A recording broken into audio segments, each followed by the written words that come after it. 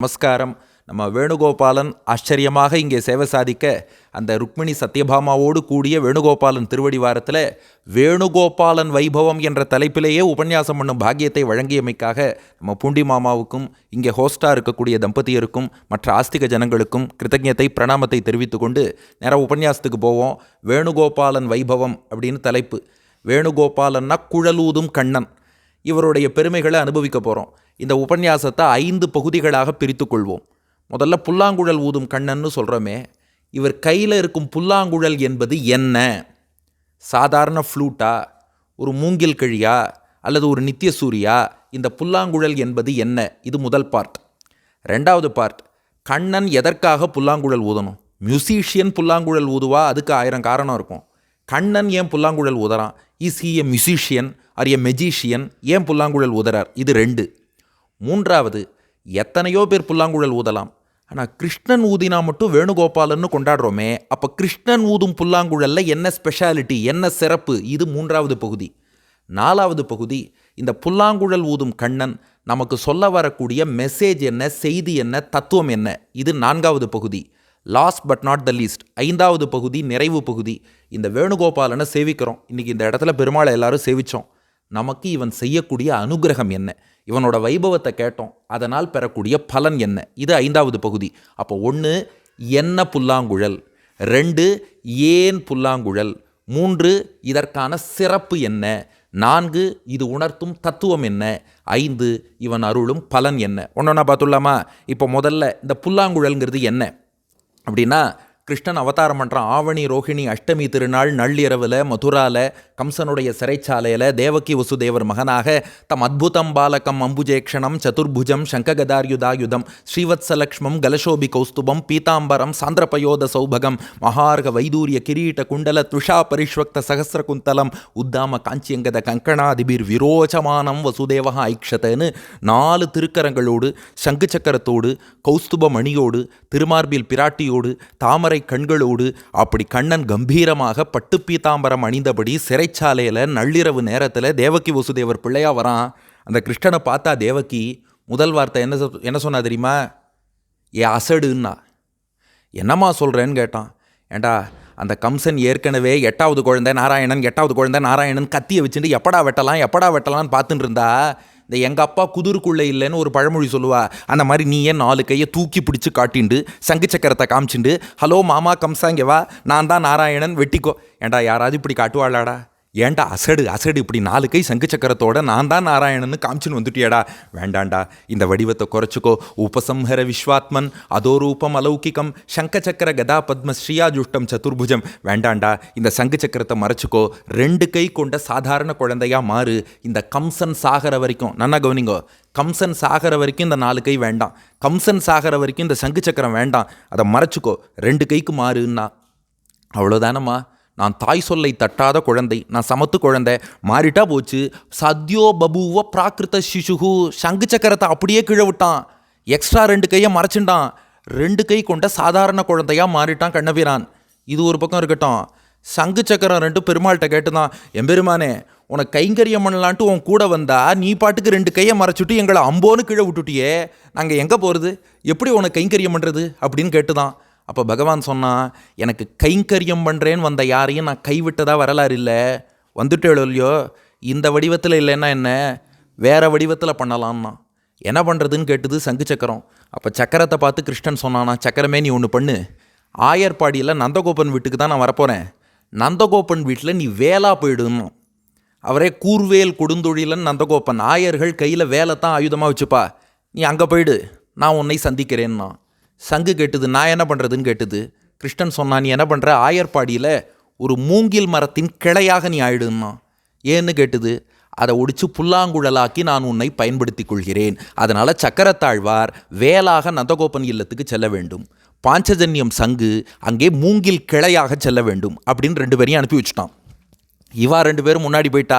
அதுக்கப்புறம் தான் ஒருத்தி மகனாய் பிறந்து ஓரிரவில் ஒருத்தி மகனாய் ஒழித்து வளரன்னு இவன் ஆயர்பாடிக்கு வந்தான். வரும்போது சரியாக நந்தகோபன் வீட்டில் வேல் இருந்தது. ஆயர்கள் கையில் வேல் வைத்து கொள்வது வழக்கம். அதனால் அந்த வேலை எடுத்து தன்னுடைய வேல்னு கிருஷ்ணன் வச்சுட்டான். அதைத்தான் ஆண்டாள் நாச்சியார் வென்று பகை கெடுக்கும் நின் கையில் வேல் போற்றின்னு பாடினா. அந்த வேல் யாருன்னா சக்கரத்தாழ்வார். அதே போல் கரெக்டாக அந்த மூங்கில் மர கிளை அதை ஒடிச்சான், புல்லாங்குழல் ஆக்கினான். குழலாக பாஞ்சஜன்யத்தை எப்படி கையிலே வைத்து ஊதுவானோ அதே போல் புல்லாங்குழலையும் கையில் வச்சு ஊதுறான். அப்போ ஆயுதமாக இருக்கும் சக்கரம் ஆயுதமான வேலை எடுத்து திருவாயில் வச்சு ஊதக்கூடிய பாஞ்சஜன்யம்ங்கிற சங்கு அதே திருவாயில் வைத்து ஊதக்கூடிய புல்லாங்குழலாக ஆகிவிட்டது. அதனால் சக்கரமும் சங்கும் ஏந்திய பெருமாள் வேலும் குழலும் ஏந்தி கொண்டு, இன்றைக்கும் ஆயர்கள் மாடு மேய்க்கிறான்னா ஒரு கையில் வேல் ஒரு கையில் குழல் வச்சுருப்பா, வேலும் குழலும் வைத்து கொண்டு 11 திருநக்ஷத்திரம் வரைக்கும் ஆயர்பாடியில் இருந்தார். இனிமே தான் பெரிய ட்விஸ்ட்டே. 11 வயசில் என்ன பண்ணார், வேலையும் புல்லாங்குழலையும் அங்கே அப்படியே போட்டுட்டு மதுராவுக்கு வந்துட்டார். என்னடா இது, இங்கே அம்போன்னு விட்டுட்டு அங்கே போனார்னா அங்கே அம்போன்னு விட்டு இங்கே வந்துட்டார். மதுராவுக்கு கம்சனை வதம் பண்ணிட்டார். கம்சனை வதம் பண்ணது தான் பெரிய ட்விஸ்ட். இதை யாதவாபிதய காவியத்தில் சுவாமி தேசிகன் பாடுகிறார். பூயஃப் பிராதுரபூத்தஸ்ய புஜயுக்மம் திரோஹிதம். கம்சனை வதம் பண்ணதும் மறைச்சி வச்சிருந்த 2 கையை வெளியில் கொண்டு வந்து அதுக்கப்புறம் 125 திருநக்ஷத்திரம் வரைக்கும் 4 கையோடு தான் கிருஷ்ணன் இருந்தான். புது கதையாக இருக்கே. அவதாரம் பண்ணும்போது 4 கை, தேவகி சொன்னதுனால 11 வயசு வரைக்கும் 2 கை, கம்சனை வதம் பண்ண அப்புறம் மீண்டும் 4 கையான். ஏன்னா தேவகி என்ன சொன்னான்னு சொன்னேன், கவனிச்சேடா, உபன்யாசம் கவனிச்சிருந்தா புரிஞ்சிருக்கும். தேவகி என்ன சொன்னா, டே கம்சன் இருக்கிற வரைக்கும், கம்சன் சாகிற வரைக்கும் எக்ஸ்ட்ரா 2 கை சங்கு சக்கரம் வேண்டான்னா. அப்படி சொன்னாலே கம்சன் போனதுக்கப்புறம் வெளியில் கொண்டான்னு அர்த்தம். இப்போ பூண்டி மாமா என்ன சாதிச்சார்னா, உபன்யாசம் முடிகிற வரைக்கும் செல்ஃபோனை சைலண்ட்டில் போடுங்கன்னார். அப்படி சொன்னாலே உபன்யாசம் முடிஞ்சதுக்கப்புறம் அதை ஆன் பண்ணிக்கோங்கன்னு அர்த்தம். பெருமாளுக்கு ஆரத்தி காட்டும் போது ஃபேனை ஆஃப் பண்ணுனாலே ஆரத்தி காட்டி முடிச்சப்பறம் ஃபேனை போட்டுக்கோன்னு அர்த்தம். கம்சன் சாகிற வரைக்கும் 4 கை வேண்டானாலே கம்சன் செத்தாச்சுன்னா 4 கை ஓகேன்னு அர்த்தம். இதை கீதா பாஷ்யத்திலும் எம்பெருமானார் சாதிச்சிருக்கார். கீதா பாஷ்யத்தில் விஸ்வரூபத்தில் ஒரு ஸ்லோகம் வருது. அடுத்து இந்த ஸ்லோகத்தை சொன்னால் என்ன ப்ராப்ளம்னா, அவள் இன்டர்நெட்டில் இதுக்கு அர்த்தம் பார்த்துட்டு நீங்கள் சொன்னபடி இல்லையேன்றுவா. ராமானுஜர் பாஷ்யத்தில் பார்க்கணும். கூகுள் ஆச்சாரியார் சொல்ல மாட்டார், மெட்டா ஆச்சாரியார், ஏஐ ஆச்சாரியார், ஜெமினி ஆச்சாரியார் யாரும் சொல்ல மாட்டார். ராமானுஜாச்சாரியார் தான் இந்த அர்த்தம் சொல்லுவார். ஏன்னா அதையும் சொல்லிட்டேன். ஏன்னா நிறைய பேர் வாட்ஸ்அப்பில் அதில் நம்மக்கிட்ட டவுட்டு கேட்டுருவா. அதாவது கிரீட்டினம் கதினம் சக்கரஹஸ்தம் இச்சாமித்வாம் திரட்டுமகம் ததைவ தேனைவ ரூபேண சதுர்புஜேன சகசிரபாகோபவ விஸ்வமூர்த்தே. இந்த ஸ்லோகத்துக்கு ராமானுஜருடைய பாஷ்யம் பாருங்க, அர்த்தம் இருக்கும். உடனே அடுத்த கேள்வி, அப்போ 4 கையோடு கிருஷ்ணன் இருந்தால் பரமாத்மான்னு தெரிஞ்சிருக்குமே, அப்பவும் புரிஞ்சுக்காத மகானுபாவர்கள் இருந்திருக்கா, அதுக்கு நம்ம என்ன பண்ணுறது? அதனால் கிருஷ்ணன் அவதரிக்கும் போது 4 கை, 11 வயசு வரைக்கும் 2 கை, அதுக்கப்புறம் அவதாரம் பூர்த்தி பண்ணுற வரைக்கும் 4 கையோடு தான் கண்ணன் எழுந்தருளி இருந்தான். இப்போ அது விஷயம் இல்லை. கம்சனை வதம் பண்ணது எக்ஸ்ட்ரா 2 கை வந்ததா, உடனே வேலை கூப்பிட்டானா, நீ வா கையில் உட்காந்துக்கோன்னா, வேல் பழையபடி சக்கரத்தாழ்வா மாதிரி கையிலேயே உட்காந்துட்டார். அதுக்கப்புறம் புல்லாங்குழலை கூப்பிட்டான், உனக்கு ஒரு அசைன்மெண்ட் வச்சுருக்கேன்னா, என் லீலையின் ஒரு பகுதியாக என்ன பண்ணணும்னு கேட்டுது. நீ என்ன பண்ணுற, இந்த கடலுக்குள்ளே பஞ்சஜனன்னு ஒரு அசுரன் இருக்கான், அவன் வயத்துக்குள்ளே போய் சங்கு வடிவத்தில் உட்காந்துக்கோன்ட்டார். அதுபடி புல்லாங்குழல் என்ன பண்ணிட்டு அந்த பஞ்சஜனன் அசுரன் வயத்துக்குள்ளே சங்கு வடிவத்தில் உட்காந்துது. கிருஷ்ணன் கடலில் போய் பஞ்சஜனனை வதம் பண்ணான். அவன் வயத்துக்குள்ளே பார்த்தா சங்கு கிடச்சிது. பஞ்சஜனன் வயத்துலேருந்து கிடச்ச பாஞ்சஜன்யம்னு சொல்லி கையில் வாங்கிட்டானான். ஆண்டாள் நாச்சியார் பாடுறா நாச்சியார் திருமொழியில், கடலில் பிறந்து கருதாது பஞ்சசனன் உடலில் வளர்ந்து போய் ஊழியான் கைத்தல திடரில் குடியேறி தீ அசுரர் நடலைப்படம் முழங்கும் தோற்றத்தாய் நற்சங்கே. ஆகையினால சங்காக புல்லாங்குழல் பழையபடி வந்துருத்து. இது யாதவாபியுதய காவியத்தில் சுவாமி தேசிகன் ஸ்லோகம். ச வேணுகு சங்கரூபேண. ஏன்னா நீங்கள் இது வரைக்கும் கேட்டிருக்க மாட்டேர், முதல் உபன்யாசமே இஷ்டத்துக்கு அடிச்சு விட்றான் பாருங்க. சங்கு தான் புல்லாங்குழலாச்சு, அப்புறம் சக்கரம் தான் வேலாச்சுன்னு சொல்கிறானேன்னா, இது அத்தனை யாதவாபியுதயத்தில் தேசிகன் விரிவாக வர்ணிச்சிருக்கார். கிருஷ்ணன் ஆயர்பாடி வந்தப்போ எந்தெந்த நித்தியசூரிகள் எந்த வடிவத்தில் இருந்தா, அதே பெருமாள் மதுராவுக்கு திரும்பினதுக்கப்புறம் அவள்லாம் எந்தெந்த வடிவத்துக்கு டிரான்ஸ்ஃபார்ம் ஆனாங்கிறத விரிவாக ஒரு பட்டியல் கொடுத்துருக்கார். ச வேணுகு சங்கரூபேண. வேணுனா புல்லாங்குழல், சங்குனா பாஞ்சஜன்யம். ச வேணுகு சங்கரூபேணன்னு ஸ்லோகம் இருக்குது. இன்னொரு இந்த பாட்டம் லைன்னு ஒன்று சொல்கிறா பாருங்க. இன்றைக்கெலாம் சாட் ஜிபிடியில் எது கேட்டாலும் கடைசியாக பாட்டம் லைன்னு ஒன்று கொடுத்துரும். பாட்டம் லைன் என்னென்னா, பெருமாள் எந்த ஆயுதத்தை பயன்படுத்தினாலும் அது சக்கரத்தாழ்வாருடைய அம்சம். பெருமாள் எந்த படுக்கையில் படுத்தாலும் அது ஆதிசேஷனுடைய அம்சம். பெருமாள் எந்த வாகனத்தில் போனாலும் அது கருடனுடைய அம்சம். பெருமாள் எந்த மாலை அணிந்தாலும் அது திருத்துழாய் துளசியின் அம்சம். பெருமாள் எந்த தேவியோடு இருந்தாலும் அவள் பிராட்டியின் அம்சம். பெருமாள் எந்த இன்ஸ்ட்ருமெண்ட் இசைக்கருவி யூஸ் பண்ணாலும் அது பாஞ்சஜன்யத்தின் அம்சம். அதனால் புல்லாங்குழலாக கண்ணனோடு இருந்தவர் யாருன்னா பாஞ்சஜன்யம். அவர் என்ன பண்ணார், அவதாரம் பண்ணும்போது 4 கை இருந்தது, சங்காவே வந்துட்டார். அப்புறம் அவர் 2 கைக்கு மாறும்போது அவர் புல்லாங்குழலாக கையில் இருந்தார். மீண்டும் 4 கைக்கு வரும்போது சங்காகவே பாஞ்சஜன்யமாகவே மீண்டும் திருக்கைக்கு வந்துட்டார். இப்போ இந்த வேணுகோபாலன் கையில் உள்ள புல்லாங்குழல் உணர்த்துற விஷயம் என்னென்னா, பகவான் 2 கைக்கு ஒரு 11 வருஷம் மாறினான் பாருங்க. அந்த பீரியடில் கூட எம்பெருமானை நாம் விட்டு பிரியக்கூடாது. அப்போ கூட கையிலேயே இருந்து கைங்கரியம் பண்ணணுங்கிற ஆசையினால, இதுதான் நமக்கெல்லாம் விஷயம், எந்த நிலையில் இருந்தாலும் கைங்கரியத்தை விட்டுடக்கூடாது.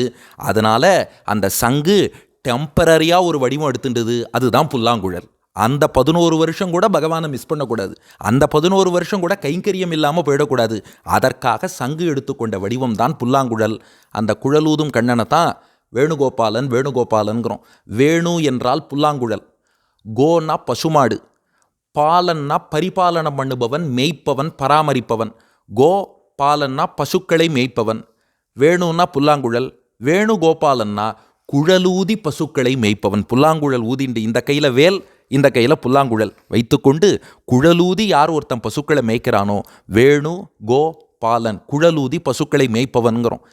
இந்த வேணுகோபாலன் ரொம்ப விசேஷமானவர். பிரகிருத மாண்டவன் ஸ்ரீ வராக மகாதேசிகன் இங்கே நம்ம நியூ ஜெர்சி அடியார்களுக்காக அனுகிரகித்த வேணுகோபாலன். என்ன தெரியுமா, இவ்வளவு நேரம் 15 நிமிஷமாக எதை அடியன் கஷ்டப்பட்டு விளக்கின்னு இருந்தேனோ அதை அவர் திருமேனிலேயே காமிச்சிட்டார்.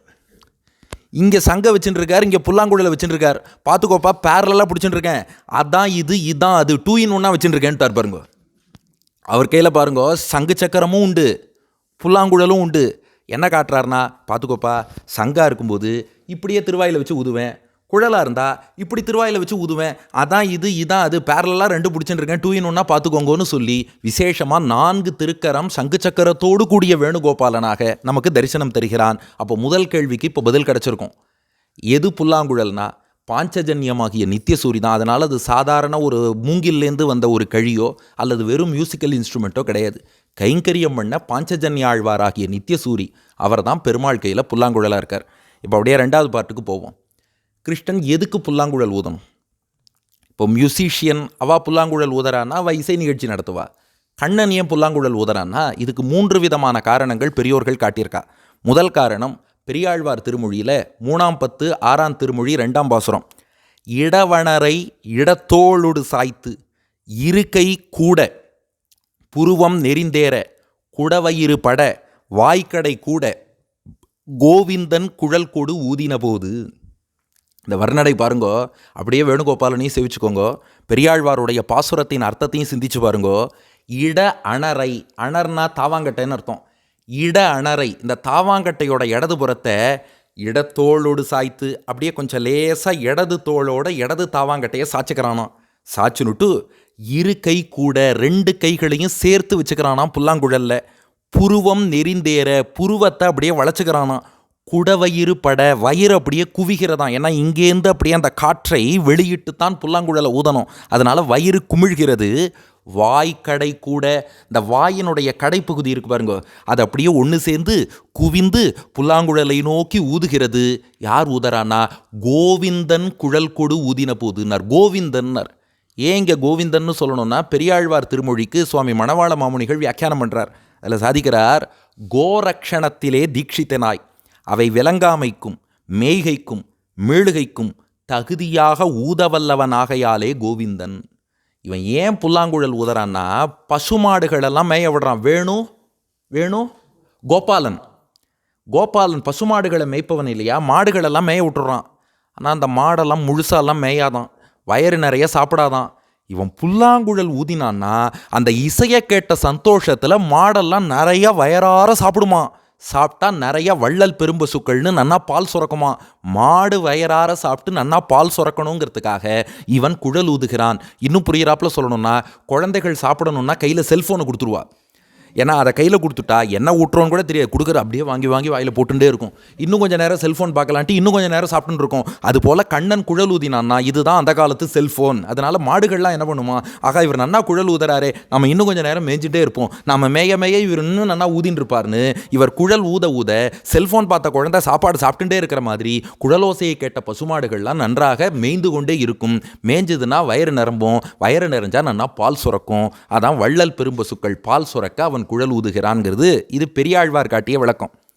2வது விளக்கம், ஏன் கண்ணன் குழல் ஊதறாங்கிறதுக்கு யாதவாபியுதய காவியத்தில் சுவாமி தேசிகன் ஒரு பதில் சொல்கிறார். பிராயஸ்ததாஹ்வான விதௌ நியோக்தும் பிரகிருஹ்ய வேணும் பிரதிபன்ன தூத்தியம் ன்யவேஷயத் குத்மலிதே சலீலம் பிம்பாதரே சுச்சித சித்தராகே.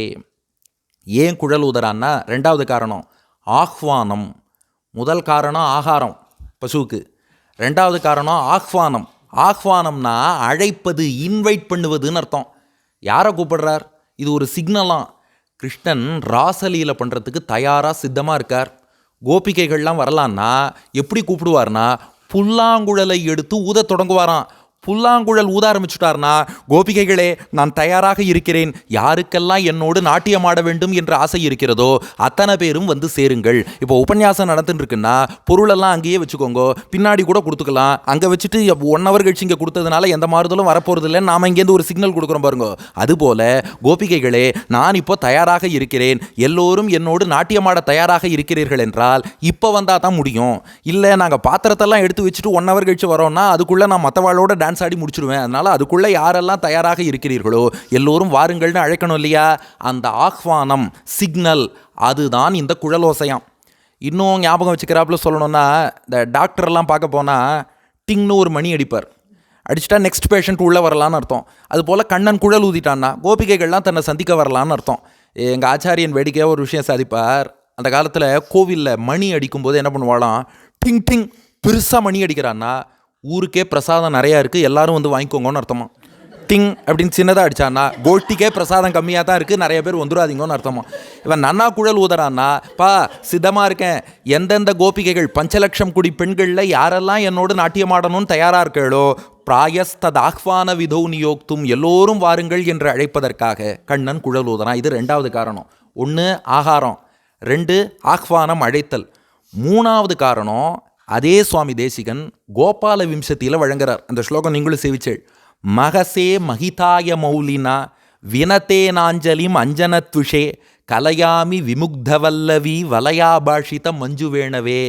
விமுக்த வல்லவி, அதாவது கண்ணனோடு காதல் கொண்ட கோபிகைகள் இருக்காளே, அவளோடு கிருஷ்ணன் கான்வர்சேஷன் பண்ணுவதற்காக, உரையாடுவதற்காக குழல் ஊதுவானோம். உரையாடுறதுக்கு எதுக்கு குழல் ஊதணும்? விஷயம் இருக்குது. என்னென்னா, கோபிகைகள் கண்ணனோடு எப்படி பேசுவான்னா வாயால் பேச மாட்டாளாம். விமுக்த வல்லவி வலையா பாஷித்த, வளையலால் பேசுவாளாம். நீ வளையோசையால் பேசினா நான் குழலோசையால் பேசுகிறேன்னு வலையா பாஷித்த மஞ்சு வேணவே, நீ வளையோசையால் பேசு, நான் குழலோசையால் பேசுகிறேன்பானா. ஏன்னா எதிராளி எப்படி பேசுகிறாளோ அதை பொறுத்து நாம் பேசுவோம். அவள் வார்த்தையில் பேசினா நம்ம வார்த்தையில் பதில் சொல்லுவோம். ராமனும் சீத்தையும் எப்படி பேசினான்னா அண்ணலும் நோக்கினான் அவளும் நோக்கினாள்னு கண்ணும் பேசிட்டு அங்கே வார்த்தை பேசலை. கோபிகைகளும் கண்ணனும் எப்படி பேசுவான்னா, கோபிகைகள் வளையல் இப்படி கையில் வச்சுட்டு தனனா நானாம்பாளாம். கிருஷ்ணன் குழல் எடுப்பான், தன்னண்ணன் நானாம்பானான். இந்த இசை மூலமாகவே அது அவளுக்குள்ள கம்யூனிகேஷன். அது வெளியில் இவ என்ன பேசிக்கிறான்னு யாருக்கும் புரியாது, அது அவளுக்குள்ள கம்யூனிகேஷன். ஏன்னா நீ எப்படி பேசுகிறியோ அதை பொறுத்து தானே பதில். இப்போ சாதாரணமாக வார்த்தையால் பேசினாலுமே சொல்கிறேனே, இப்போது நார்மலாக ஒருத்தர் பேசுகிறாருன்னா நம்ம நார்மலாக பதில் சொல்லுவோம். ஆனால் உங்களுக்கு இந்த அனுபவம் இருக்கலாம்னு நினைக்கிறேன். யூஎஸ்ஏல எவ்வளோ தூரம் தெரியாது. நம்ம ஊரில் ஃபோன், சார் நாங்கள் டிசி பேங்க்லேருந்து பேசுகிறோம், உங்களுக்கு ஏதாவது லோன் வேணுமா, பர்சனல் லோன் வேணுமா, இப்படி டெய்லி ஒரு 4 தடவையாவது இந்த கால் வரும் எல்லாருக்கும். உங்கள் ஊரில் அது வருமானு தெரியாது. இது அப்புறம் என்னோடய நண்பர் பாஸ்கி சொன்னார், இதெல்லாம் இப்படி டீல் பண்ணக்கூடாது, நீங்கள் எத்தனை பிளாக் பண்ணாலும் அவன் இன்னொரு நம்பர்லேருந்து கால் பண்ணிகிட்டே இருப்பான், நான் ஒரு வழி சொல்லித்தரேன்னார். கேட்டுட்டேன். நெக்ஸ்ட் டைம் ஃபோன் பண்ணா, டிசி பேங்க்லேருந்து பேசுகிறோம், லோன் வேணுமா சார்? ஆமாங்க லோன் வேணும், 200 கோடி ரூபாய்க்கு லோன் வேணும்னு. உங்களுக்கு எதுக்கு 200 கோடின்னு? ஆமாம் 4 ஃப்ளைஓவர் கட்டணும், 5 சினிமா தேட்டர் கட்டணும், 4 டவர் கட்டணும், அது கட்டணும், இதை கட்டணும்னு. அவன் என் நம்பரை பிளாக் பண்ணிட்டான். அப்போ யாரை எப்படி டீல் பண்ணணுமோ, யார் எப்படி பேசுகிறாளோ அதை பொறுத்து நம்முடைய பதில் வரும். இதில் ஒரு பியூட்டி பாருங்க, அடியன் கொஞ்சம் உபன்யாசத்தில் நிறைய பேச வேண்டியிருக்கு, அதுவும் மைக்கே இல்லாமல் இதெல்லாம் பேசுகிறோம் இல்லையா, அதனால் மற்ற நேரம்லாம் கொஞ்சம் வாய்ஸுக்கு ரெஸ்ட் கொடுத்துருவேன், பேச வேண்டிய நேரத்தில் பேசுவோமே அப்படின்ட்டு. 2 நாளாக நம்ம முகுந்தன் சுவாமி அவர் ரொம்ப சாத்விகர், அவர் அடி அப்படின்னு நான் கேட்டேன், சுவாமி உங்களுக்கு உபன்யாசம் இல்லை, வாய்ஸ் ரெஸ்ட் இல்லை, எனக்கு தானே வாய்ஸ் ரெஸ்ட்டு. அவர் சொன்னார், இல்லை நீங்கள் இந்த மாதிரி செய்கையில் பேசுகிறதுனால நானும் அதிலே பழகிட்டேன்னார். அதுபோல் கோபிகைகள்லாம் வளையோசையில் இப்படியே பேசின்னு இருந்தா, கண்ணன் பார்த்தா நான் குழலோசையில் பேசுகிறேன், அப்போ நீ வளையோசையில் பேசினா நான் குழலோசையில் பேசுகிறேன்னு வளையாபாஷித்த மஞ்சு வேணவே. அவள் வளையலோடு வளையோசையில் உரையாடுவதற்காக இவன் குழலோசையில் உரையாடுகிறான். அப்போ இட் இஸ் எ கான்வர்சேஷன், உரையாடல். ஆஹ்வானம், ஆகாரம், உரையாடல். ஒன்று கோபிகைகளை அழைக்க ஒரு சிக்னல், டங் மணி அடித்தா வந்துடலாம், குழல் ஊதினா வந்துடலாம். அதுபோல் பசுமாடு நன்னா மேயணும்னா குழந்தை கையில் செல்ஃபோன் கொடுக்குற மாதிரி குழல் ஊதிட்டா நன்னா மேய்ஞ்சிரும். 3 கோபிகைகளோடு தான் பரிமாறும்போது, அவர்களோடு உரையாடும்போது அவள் வளையோசையை வச்சே கிருஷ்ணன்ட்ட பேசுவா. இவன் குழலோசையால் பதில் சொல்லுவான். அடுத்து அப்போ ஏன் குழல் ஊதறான்னு தெரிஞ்சு போச்சா? இப்போ என்ன புல்லாங்குழல்ங்கிறது தெரிஞ்சு போச்சு. அது அவன் ஏன் ஊதறான்னு தெரிஞ்சு போச்சு. இப்போ தான் முக்கியமான கேள்வி. ஊரில் எத்தனையோ பேர் ஃப்ளூட் ஆர்டிஸ்ட்னு உட்காந்து புல்லாங்குழல்லாம் ஊதின்னு இருக்கா. ஆனால் நீங்கள் என்னடானா அவரை வேணுகோபாலன்னு சொல்லி சன்னதியில் அவ்வளோ சிறப்பாக எல்லாம் ஆராதிச்சுன்னு இருக்கா. ஸ்ரீ வராக மகாதேசிகன் ஸ்ரீமத் ஆண்டவன் அவனுடைய விக்கிரகத்தையே நமக்கு வழங்குகிறார். அப்போ இந்த வேணுகோபாலனுடைய புல்லாங்குழலுக்கு மட்டும் அப்படி என்ன சிறப்பு? ஏதோ ஒரு ஸ்பெஷல் இருக்கணும் இல்லையா? என்ன சிறப்புன்னா, இந்த பாகவதத்தில் சுகபிரம்மம் வர்ணிக்கிறார், இவன் புல்லாங்குழல் மட்டும் ஊத ஆரம்பித்தான்னா நாம் அப்படியே ஒரு டிரான்ஸ்னு ஒரு பரவச நிலைக்கு சென்று விடுவோம். அந்த குழலோசையை யார் காதில் வாங்குறாளோ அப்படியே தன்னை மறந்து சுற்றி இருப்பவரை மறந்து கிருஷ்ண பக்தியில் அப்படியே லயித்து உருகி எம்பெருமானையே சிந்தித்து நாம் எங்கே இருக்கோங்கிறத மறந்து நம்மை சுற்றி இருப்பவர்களையெல்லாம் மறந்து கொஞ்ச நேரம் அந்த ஸ்பிரிச்சுவல் டிரான்ஸ், ஆன்மீக பேரின்பம் அப்படியே மூழ்கி இருக்கக்கூடிய அனுபவத்தை அந்த குழலோசை மட்டுமே நமக்கு கொடுத்துருமா. அதான் நாத உபாசனம்னு சொல்லுவா. பக்தியில் பகவானை பற்றி அந்த இசையை நம்ம காதால் கேட்க கேட்க கேட்க கேட்க நம்ம எல்லாத்தையும் மறந்துடுவோம், அவனிடமே மூழ்கி விடுகிறோம். உபனிஷத் சொல்கிறது, எத்தனை நான்யத் பஷ்யதி நான்யத் ஸ்ருணோதி நான்யத் விஜானாதி ச பூமா. சாந்தோக்கிய உபனிஷத்தில், எந்த ஒருவனை காணும்போது உன் கண் மற்றொன்றை காணாதோ, எந்த ஒருவனை பற்றி கேட்கும்போது உன் காது மற்றொன்றை கேட்காதோ, எந்த ஒருவனை நினைக்கும் போது மனம் மற்றொன்றை நினையாதோ, அவன்தான் பூமா, ரொம்ப பெரியவன். அவன் குழலோசையை கேட்டால் பக்கத்தில் யாராவது கூப்பிட்டுன்னு இருந்தால் அவள் குரல் நம்ம காதில் விழாது. அங்கே யாராவது ஒருத்தர் கதவை திறந்து சேரெல்லாம் தூக்கின்னு வந்து உட்காந்துருப்பார், அது நமக்கு தெரியாது. நம்ம குழலோசையில் தான் மூழ்கியிருப்போம். இது எங்கே பார்க்குறோன்னா, கோபிகைகள் என்ன பண்ணுறாலாம், கண்ணன் ஒரு நாள் சரத்காலம், இலையுதிர் காலம், ஆட்டம் சீசன். அப்போ பிருந்தாவனத்தில் ஒரு மணல் திட்டு யமுனை கரையில் ஒரு மரத்தடியில் நின்னான். திரிபங்கம்னு திருமேனியை 3 இடத்துல வளைச்சுண்டான். அப்படி புல்லாங்குழலை கையில் எடுத்து ஊத ஆரம்பித்தான். கோபிகைகள் பலவிதமான வீட்டு வேலைகளில் இருந்தாலாம். அத்தனையும் மறந்துட்டு சின்ன கண்ணன் அழைக்கிறான், கிருஷ்ணன் எங்களை கூப்பிட்டுட்டான், முன்னாடியே சொன்னோம் இல்லையா, அது ஆஹ்வானம், கூப்பிடுறான்னு அர்த்தம்னு. அப்படியே குழலோசையை கேட்டு ஓடினாலாம். சுகபிரம்மம் வர்ணிக்கிறார், துகந்தியோப்பி யயுஹ் காஷ்சித் தோகம் ஹித்வா சமுத்சுகாக. சில பெண்கள் பசுமாட்டில் பால் கறந்துட்டு இருந்தா குழலோசையை கேட்டா அப்படியே பால் குடத்தை கீழே போட்டா கண்ணனை நோக்கி ஓடிட்டா. இன்னும் சில பெண்கள் பயோதிஸ்ரித்ய சையாவம் அனுத்வாசியாபராயுஹு. சில பேர் அடுப்பில் பால் கஞ்சி வச்சுருந்தாலாம், குழலோசையை கேட்டால் பால் பொங்கிறதுன்னு கவலைப்படலை, பக்தி பொங்கிறது, அதனால் அவள் கண்ணனை நோக்கி ஓட்டிட்டா. இன்னும் சில பேர் பரிவேஷயந்தியா, அலங்காரம் பண்ணின்றதாலாம், குழலோசையை கேட்டால் பாதி அலங்காரத்தோடு ஓடி வந்தாலாம். இந்த இடத்துல ஒரு நுட்பம் காட்டுற ஆச்சாரியர்கள், பாதி அலங்காரத்தோடு வந்தவாளை தான் கிருஷ்ணனுக்கு ரொம்ப பிடிச்சிதான். கொஞ்சம் முழுசாக அலங்காரம் பண்ணின்ட்டு வரேன்னு சொன்னவாளை பிடிக்கலையாம். ஏன்னா அலங்காரம் பண்ணின்ட்டு வரேன்னு சொல்லிட்டா குழலோசையை விட அலங்காரம் தான் முக்கியம்னு அர்த்தமாயிடும். அவன் குழல் ஊதி கூப்பிட்டுட்டான்னா அலங்காரம் பண்ணின்னு இருக்கியோ இல்லையோ, இருந்த நிலையில் அப்படியே வரணும். ஒரு காதில் கம்மல் இருக்குது, இன்னொரு காதில் கம்மலை காணும். ஒரு கையில் வளையல் இருக்குது, இன்னொன்றில் வளையலை காணும். ஆனால் அவன் கூப்பிட்டான்னா அரைகுலைய தலைக்குலைய ஓடி வர வேண்டாமா, அதுவல்லவோ பக்தி. அப்படி ஓடி வந்தார்கள். பாயயந்திய சிசூன் பயகா. சில பெண்கள் குழந்தைக்கு தாய்ப்பால் ஊட்டின்னு இருந்தார். அப்படியே குழந்தையை விட்டுட்டு கண்ணன்ட்ட ஓடி வந்தாளாம். சுஸ்ரூஷந்திய பதீன் காஷ்சித்து. அவள் அந்த கால பெண்கள் கணவனுக்கு பணிவிடையெல்லாம் செஞ்சுருந்தாளாம். சொல்லிட்டேன், அந்த கால பெண்கள் கணவனுக்கு பணிவிடையெல்லாம் செஞ்சுருந்தாளாம். குழலோசையை கேட்டா அப்படியே அவரை விட்டுட்டு ஓடி வந்துட்டாளாம். அசனந்தியோபாசிய போஜனம். சில பேர் அந்த கால பெண்கள் கணவனுக்கு சாப்பாடு போட்டுருந்தாளாம். சாதம் போட்டாச்சு, குழம்பு சாதிக்கணும். குழலோசையை கேட்டா இவர் குழம்பு வரும்னு நினச்சின்னு குழம்பின்னு இருக்கார், அவள் போயிட்டா குழலோசையை கேட்டு. லிம்பந்தியகா. சில பேர் சந்தனம் பூசின்னு இருந்தா, பாதி சந்தனம் பூசின நிலையில் கண்ணனை நோக்கி ஓடிட்டா. பிரமிருஜந்தியோன்யாகா. சில பேர் தலைக்கு எண்ணெய் தடவின்னு இருக்கா, குழலோசையை கேட்டதும் அப்படியே போயிட்டா. அஞ்சந்திய காஷ்சலோச்சனே. சில பேர் கண்ணுக்கு மை இட்டுன்னு இருக்கா, ஒரு கண்ணுக்கு பாதி மை இட்டுன்ற நிலையில் கண்ணன் கூப்பிட்டான், உடனே கண்ணனை நோக்கி ஓடினார்கள். வியத்தியஸ்திர வஸ்திராபரணாக.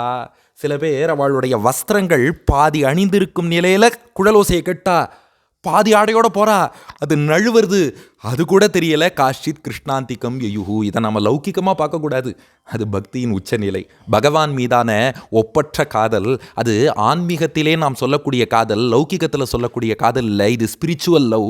அப்படி கண்ணன் மீது காதல் கொண்டு அத்தனை பேரும், ஏன்னா அவளுக்கு அந்த குழலோசையை கேட்டால் மெய் மறந்து கண்ணனை அனுபவிக்கும் அனுபவம் ஏற்படும். அதனால் எத்தனை பேர் தடுத்தாலும் அதெல்லாம் அவள் பொருட்படுத்தலை, கண்ணனை நாக்கி ஓடினார்கள். ஏன்னா கண்ணன் என்னும் மன்னன் பேரை சொல்ல சொல்ல கல்லும் முள்ளும் பூவாய் மாறும் மெல்ல மெல்ல எண்ணம் என்னும் ஆசைப்படகு செல்ல செல்ல வெள்ளம் பெருகும் பெண்மை உள்ளம் துள்ள துள்ள தென்றல் இன்று பாடும் பாடல் என்ன என்ன சின்ன கிளிகள் சொல்லும் கதைகள் என்ன என்ன கண்ணும் நெஞ்சும் ஒன்று கொன்று பின்ன பின்ன என்னை துன்பம் செய்யும் எண்ணம் என்ன என்ன அக்கம் பக்கம் யாரும் பார்த்தால் வெட்கம் வெட்கம் அன்பே உன்னை நேரில் கண்டால் நாணம் நாணம் ஆசை நெஞ்சை சொல்லப்போனால் அச்சம் அச்சம் அன்றும் இன்றும் அதுதான் நெஞ்சில் மிச்சம் மிச்சம் கண்ணன் என்னும் மன்னன் பேரை சொல்ல சொல்ல கல்லும் முள்ளும் பூவாய் மாறும் மெல்ல மெல்ல. கோபிகைகள் அத்தனை பேரும் ஓடி வரா. இது சுகபிரம்மத்தின் அனுபவம். பெரியாழ்வார் பாடினார், நாவலம் பெரிய தீவினில் வாழும் நங்கை மீர்கள் இதோர் அற்புதம் கேளீர். நான் ஒரு அற்புதம் பார்த்தேன்னார். என்ன அற்புதம்னு கேட்டோம். இதே காட்சியை தமிழில் பாடுறார் பெரியாழ்வார். கோவலர் சிறுமியர் இளங்கொங்கை குதுகலிப்ப உடல் உள்ள விழுந்து எங்கும் காவலும் கடந்து கயிறு மாலையாகி வந்து கவிழ்ந்து நின்றனரே. அந்த குழலோசையை கேட்டதும் கோபிகைகள் அத்தனை பேரும் கண்ணன் முன்னாடி வந்தா எப்படி நின்னான்னா, இப்போ கோபாலனுக்கு மாலை சாத்தியிருக்கா பாருங்க, அந்த மாலையில் பல பூக்கள் இருக்கும். ஒரு கயத்தில் எல்லா பூக்களையும் அழகாக அணிவகுத்து மாலையாக தொடுக்கிறா பாருங்க. அதுபோல் கயிறே இல்லாமல் ஒரு கோடே இல்லாமல் மாலையை போல அணிவகுத்து நின்னாலும் கிருஷ்ணன் முன்னாடி. அந்த கோபிகைகள் சுற்றி நிற்பதை பார்த்தா கிருஷ்ணனுக்கு மாலை அணிவிப்பது போல மாலை ஷேப்பில் வந்து கார்லாண்ட் ஷேப்பில் நிற்கிறாளாம். கயிறு மாலையாகி வந்து கவிழ்ந்து நின்றனரே. ஆனால் அங்கே கயிறு இல்லை, கோடு இல்லை, எதுவுமே இல்லை. ஆனால் மாலை போல் இருக்காளேன்னா கிருஷ்ணன் அட்ராக்ட் பண்ணி அந்த கிராவிடேஷனல் ஃபோர்ஸ் போல் அட்ராக்ட் பண்ணி அவளை மாலையை போல் சுற்றி இழுத்து வச்சுருக்கான். இது என்ன அற்புதம்ங்கிறார். இவா மட்டும் இல்லை, பொதுவாகவே ஒரு நல்ல இசை, தெய்வீக இசைனா மனிதர்கள் மயங்குவது இயல்பு. ஆனால் எங்கள் கிருஷ்ணனுடைய இசைக்கு என்ன சிறப்பு தெரியுமா? அதே பதிகம் 3ஆம் பத்து 6ஆம் திருமொழி பெரியாழ்வார் திருமொழியில், அதில் 8வது பாசுரம், குழல் ஊதினாம் வேணுகோபாலன் பறவையின் கணங்கள் கூடு துறந்து வந்து சூழ்ந்து படுகாடு கிடப்ப கறவையின் கணங்கள் கால் பரப்பிட்டு கவிழ்ந்திறங்கி செவியாட்டகில்லாவே. குழல் ஊதினா கூட்டில் இருக்கிற பறவைகள்லாம் மயங்கி வந்து கீழே விழுந்துருத்தான். பசுமாடுகள்லாம் என்ன பண்ணித்தான், அப்படியே காலை பரப்பிண்டு கீழே சாஞ்சு தலையை தொங்க விட்டு காதை கூட ஆட்டாமல் கேட்டுதான். இந்த மாடெல்லாம் கவனிச்சேன்னா காதை மட்டும் ஆட்டிகிட்டே இருக்கும், இந்த கொசுவெல்லாம் விரட்டணுங்கிறதுக்காக இப்படி காதை ஆட்டின்னு இருக்கும். ஆனால் இவன் குழல் ஊதும் போது காதை ஆட்டிட்டோன்னா அந்த மியூசிக் சரியாக காதில் விழாதோன்னு சொல்லிட்டு காதை கூட ஆட்டாமல் அப்படியே பசுக்களும் அதை ரசித்து கொண்டிருக்கின்றன. இவை மட்டுமா? 10வது பாசுரம் பாடினார், மரங்கள் நின்று மதுதாரைகள் பாயும் மலர்கள் வீழும் வளர் கொம்புகள் தாழும் இறங்கும் கூம்பும் திருமால் நின்ற நின்ற பக்கம் நோக்கி அவை செய்யும் குணமே. மரங்கள் கூட இந்த இசைக்கு அசைந்தன. நாம் என்ன, மனிதர்கள் என்ன, பறவைகள் என்ன, விலங்குகள் என்ன, மரங்கள். நமக்கெல்லாம் கிருஷ்ணனுடைய குழலோசையை கேட்டால் ஆனந்த கண்ணீர் வரதோ இல்லையோ, மரங்களும் கண்ணீர் சிந்திதான். எதுப்பா அந்த கண்ணீர்னா, மரத்திலேருந்து மதுதாரை தேன் பொழிந்ததான், அதுதான் மரம் சிந்திய கண்ணீர். அது மட்டும் இல்லை, அந்த மரத்துக்கு பெருமாளுக்கு புஷ்பார்ச்சனை பண்ணணும்னு ஆசை. அதனால் கிருஷ்ணன் எந்த திசையில் இருக்கானோ எல்லா மரமும் அந்த திசை நோக்கி சாஞ்சு மலர்களை அப்படியே கீழே தள்ளி விட்டு அவனுக்கு ஒரு புஷ்பார்ச்சனை பண்ணி அவனுடைய அந்த குழலோசையை மரங்களும் கொண்டாடின. இவை மட்டுமா? 7ஆம் பாசுரம் பெரியாழ்வார் சாதிக்கிறார், அவி உணா மறந்து வானவர் எல்லாம் ஆயர்பாடி நிறைய புகுந்தீண்டி செவியுள் நாவின் சுவை கொண்டு மகிழ்ந்து கோவிந்தனை தொடர்ந்து என்றும் விடாரே. தேவர்கள்லாம் ஹவிஸ் வேண்டாம், யாகத்தில் கொடுக்குற ஹவிஸ் வேண்டாம், அமிர்தமும் வேண்டாம், இந்த கானாமிர்தம் புல்லாங்குழல் இசைங்கிற அமுதம் இதுதான் வேணும்னு தேவர்களும் வந்து தங்கள் நாக்கை உள்நாக்கா காதுக்குள்ளே வச்சுண்டு காதில் உள்ள உள்நாக்காலே அந்த புல்லாங்குழல் ஓசை என்னும் அமுதத்தை சுவைத்து சுவைத்து தேவர்கள் அனுபவித்தார்கள். இந்த அனுபவமும் இந்த அற்புதமும் வேறு எந்த குழலோசையில் பார்க்க முடியும் என்கிறார் பெரியாழ்வார். இதுக்கு மேலே கூறத்தாழ்வான் அப்படியே குரோனாலஜி படி பாருங்க. முதல்ல சுகபிரம்மம், பெரியாழ்வார் அதை விட ஒருபடி உச்சந்தொட்டார். இப்போ கூறத்தாழ்வான் வந்தார். எங்கள் கண்ணனுடைய குழலோசை எப்படிப்பட்டது தெரியுமா? நீங்கள் எப்படி லௌகிகமாக பாடுற மியூசிஷியன்ஸோடு இதை கம்பேர் பண்ணலான்னார். ஏன் என்னாச்சுன்னு கேட்டோம். அதிமானுஷஸ்தவத்தில் கூறத்தாழ்வான் ஸ்லோகம் வேணுகோபாலன் பற்றி, வேணுக்வண பிரணயினி துவயிலோகநாதா பிருந்தாவனம் சரண சஞ்சரணை புனானே பாவஸ்ததா வனபுவ கில கீதிருஷைஸ்தே துவத்கீத சிக்த சிகதாசு வசுந்தராசு. இந்த பிருந்தாவனம்னு சொல்கிறோமே, அது ஒரு நெறிஞ்சி முள்காடு. பிருந்தாவனம் என்பது நெறிஞ்சி முள் காடாக இருந்தது இல்லையே. பிருந்தாவனம்னா துளசி வனம்னு தானே சொல்லுவோம்னா, அது நீங்கள் நிறைய உபன்யாசத்தில் கேட்டிருப்பேள். அது எனக்கு தெரியும், உங்கள் மைண்ட் வாய்ஸை கேட்ச் பண்ணிட்டேன். பட் என்னோடய மைண்ட் வாய்ஸை கொஞ்சம் கேட்ச் பண்ணுங்க. பிருந்தாவனம் நெறிஞ்சி முள் காடாக தான் இருந்துதான். ஆனால் நம்ம கோபாலன் இருக்கானே, புல்லாங்குழல் ஊதிக்கொண்டு அந்த நெருஞ்சி முள்காட்டில் சஞ்சாரம் பண்ணானா. நெருஞ்சி முள்காடு துளசி வனம் ஆயிடுத்து. அதுதான் இவன் குழலோசையின் சிறப்பு. இவன் புல்லாங்குழல் ஊதிண்டு நெருஞ்சி முள் நிறைந்திருக்கக்கூடிய தானி புஷி பிளேஸில் நடந்து போனான். அது பார்த்தா துளசி நிறைந்திருக்கக்கூடிய ஒரு காடாக மாறியது. இதுதான் குழலோசையின் சிறப்புன்னார். குரத்தாழ்வானுடைய திருக்குமாரர் பராசர பட்டர் வந்தார். அவர் வர்ணித்தார். ஸ்ரீ ரங்கராஜஸ்தவத்தில் உத்தர சதகத்தில் குழலோசையின் பெருமையை பட்டர் அருளுகிறார். ஷைலோக்னிஷ்ச ஜலாம் பபூவ முனயோ மூடாம் பபூவுர் ஜடாக பிரஜாமாசுரகாஸ் சகோபம் அமிர்தா மாசுர் மகாசி விஷாக கோவ்யாக்ராஸ் சகஜாம் பபூவுர் அபரேது அந்யாம் பபூவு பிரபோ துவம் தேஷு அந்யதமாம் பபூவித பவத் வேணுக்வணோன்மாதனே. கிருஷ்ணா, அப்படியே ஸ்ரீரங்கராஜன் பெரிய பெருமாள் பள்ளி கொண்டு இருக்காரு, அவனையே கிருஷ்ணான்னு அழைக்கிறார் பராசர பட்டர். கிருஷ்ணா, ரங்கநாதா, பெரிய பெருமாளே, நீ புல்லாங்குழல் ஊதினியே, அப்போ என்னாச்சு தெரியுமா? ஷைலோக்னிஷ்ச ஜலாம் பபூவ. மலை இருக்கே, கண்ணனுடைய குழலோசையை கேட்டுட்டு மலையே உருகிடுத்தான். நம்ம மனசு உருகிறதெல்லாம் ஏமாத்திரம். கல் ராக்கா இருக்கக்கூடிய மலை குழலோசையை கேட்டு உருகித்தான், நீராக ஓடி வந்துதான். அதனால தான் அருவிகள் உருவாச்சு. வாட்டர் ஃபால்ஸ் எப்படி வந்ததுன்னா, எங்கள் கிருஷ்ணன் அப்படியே குழல் ஊதினா அதை கேட்டு மலை உருகி நீராக வந்தது. அதுதான் வாட்டர் ஃபால்ஸ், அதுதான் அருவின்னு வந்துடுத்து. இது மட்டும் இல்லை, அக்னிஷ்ட ஜலாம்பபூவ, அக்னியே ஜலமாக மாறிவிடுத்தான். குழலோசையை கேட்டு கேட்டு அக்னிக்கே ஈரம் வந்து அக்னி ஜலமாக ஓடின்னு இருக்கான். இது பரவாயில்ல. முனையோ மூடாம்பபூவுகு, முனிவர்கள்லாம் மூடர்கள், முட்டாளாயிட்டாலும். என்னப்பா இது வரைக்கும் நன்னா தானே போயிட்டு இருந்தது. அதான் உன்ட்ட அரை மணி நேரம் உபன்யாசம் நன்னா போகும், அதுக்கப்புறம் இப்படி ஏதாவது ஒன்று சொல்கிறது. முனிவர்கள்லாம் முட்டாளாயிட்டாலும். எப்படின்னா, இவன் குழலோசையை கேட்டாலும் இல்லையோ, சிச்சி நாம் படித்த வேதாந்தெல்லாம் என்னப்பா இந்த குழலோசையை போல் வருமா அப்படின்னு இதில் மூழ்கினாலாம். வேதாந்தத்தை மறந்து முட்டாளாயிட்டாலும். அதனால் இதில் மூழ்கினதாலே முனிவர்கள் எல்லாம் முட்டாளானார்கள். இது ஆச்சரியம் இல்லை. ஜடாகா பிரஜாமாசுரகா சகோபம், முட்டாள்கள்லாம் இருக்காளே, புல்லாங்குழலோசையை கேட்டு ஞானி ஆயிட்டாலும். ஏன்னா இதுக்குள்ளேயே எல்லா வேதாந்தமும் இருக்குது. அதனால் வேதம் படித்த முனிவர்கள்லாம் இதை கேட்டு வேதத்தை மறந்து முட்டாளாயிட்டா. முட்டாள்கள்லாம் இதை கேட்டா இதுக்குள்ளேயே எல்லா வேதாந்தமும் இருக்குது, அவன் ஞானி ஆயிட்டா. அப்போ இந்த புல்லாங்குழல் என்ன பண்ணித்துனா, அக்னியையும் நீராக்கித்து, மலையையும் அருவியாக ஓட வச்சுது, முட்டாளை ஞானி ஆக்கித்து, ஞானியை முட்டாளாக்கித்து. இது மட்டும் இல்லை, அமிர்தாமாசூர் மகாசி விஷாகா, இந்த அமிர்தமான இந்த குழலோசை இருக்கே, பாம்புகளின் காதுக்குள்ளே போச்சான். பாம்புக்கு காது உண்டான்னு ஒரு தனி கேள்வி. கண்ணே காதாக இருக்கும்பா. அந்த காதுக்குள்ளே போச்சான். பாம்போட வாயிலேருந்து விஷம் வரலையா, அமிர்தம் வரதான். பாம்பு யாரை கடிச்சாலும் அவன் உடம்புக்குள்ளே அமுதத்தை இன்ஜெக்ட் பண்ணிட்டு இருக்கான். ஏன்னா பாம்பு விஷத்தை தானே இன்ஜெக்ட் பண்ணும், அமுதத்தை இன்ஜெக்ட் பண்ணுறது என்ன? வேணுகோபாலன் குழலோசையை கேட்டுது, அதனால அதோட நாக்கிலேருந்து அமுதம் சுரக்க தொடங்கி விட்டது. இது மட்டும் இல்லை, கோவ்யாக்ரா சகஜாம்பூர் அபரேத்து, பசுவும் புலியும் ஃப்ரெண்ட் ஆகிடுதான். குழலோசையை கேட்டதுனால புலி சொல்கிறேன், என்னமா இருக்குது பத்தியா? பசு சொன்னதான், ஆமாம்மா ரொம்ப ரெண்ணா, வா 2 பேரும் ரசிப்போங்கிறது. இந்த பக்கம் இந்த பார்த்தா பாம்பும் கீரியும் உட்காந்துட்டு, பாம்பு தாளம் போடுறான், என்னம்மா குழலோசை உதறான் பத்தியா? கீரி சொன்னதான், ஆமாம்மா வா 2 பேரும் ரசிப்போம். இந்த பக்கம் பார்த்தா மானும் சிங்கமும் உட்காந்துண்டு, என்னம்மா கண்ணன் குழல் உதறான். இந்த பக்கம் பூனையும் எலியும் உட்காந்துண்டு, என்னம்மா குழல் உதறான். என்னப்பா இது எல்லாம் எதிரிகள்லாம் ஒன்றாயிட்டாளேனா? அதுதான் பகவானுடைய பெருமை. அவன் அடியவன் பக்தன்னு அவன் திருவடியில் வந்து உட்காந்துட்டா, இந்த சொந்த விருப்பு பகை இதெல்லாம் வரவே கூடாது. நம்ம நெத்தியில் திருமண் காப்பு அணிஞ்சுன்னு அவன் திருவடிக்கு வரோன்னா என்ன பர்பஸ்னா, நம்ம எல்லாரும் எம்பெருமானுடைய அடியார்கள். தொண்டர் குலம்ங்கிறது ஒரே குலம். அதனால் உங்களுக்கும் எனக்கும் 1000 பிரச்சனை இருக்கலாம், அதெல்லாம் வெளியில். எம்பெருமான் திருவடி வாரத்தில்னு வந்துட்டோம்னா தொண்டர் குலம். இப்படி ஒத்துமையாக இருக்கிறதுக்கு தான் திருமண் காப்பை ஒழிய இதை வச்சே சண்டை போடுறதுக்காக கிடையாது. இது எதுக்காகனா, நம்ம எல்லாரும் எம்பெருமானுக்கு தொண்டர்கள். அந்த ஒற்றை அடையாளத்தோடு நீ பாம்பு கீரியா வேணாலும் இருக்கலாம், யாரா வேணாலும் இருக்கலாம், இல்லை மான் புலியாக இருக்கலாம். ஆனால் அவன் திருவடி வாரத்துக்கு வந்துட்டோன்னா அப்படியே ஒத்துமை. அந்த குழலோசையை கேட்டு எல்லோரும் ஒன்றாக இணைந்தார்கள். இது மட்டும் இல்லை, இங்கே தான் பட்டருடைய டச். எப்போதுமே பராசர பட்டர் ஸ்லோகங்களில் அவரோட ஒரு டச் இருக்கும். என்ன சொல்லிட்டார்னா, கிருஷ்ணா நீயே புல்லாங்குழல் ஊதின பிறந்தாண்டா அழகாக இருந்தேன்ட்டார். புல்லாங்குழல் ஊதுறதுக்கு முன்னாடி இருந்த கிருஷ்ணனை விட புல்லாங்குழல் ஊதினா தான் கிருஷ்ணனே அழகாரானா. அப்போ மலை நீரானது ஆச்சரியம் இல்லை, அக்னி நீரானதும் ஆச்சரியம் இல்லை, முனிவன் முட்டாளானதோ முட்டாள் முனிவனானதோ ஆச்சரியம் இல்லை, மிருகங்கள் ஒத்துமையானதும் ஆச்சரியம் இல்லை.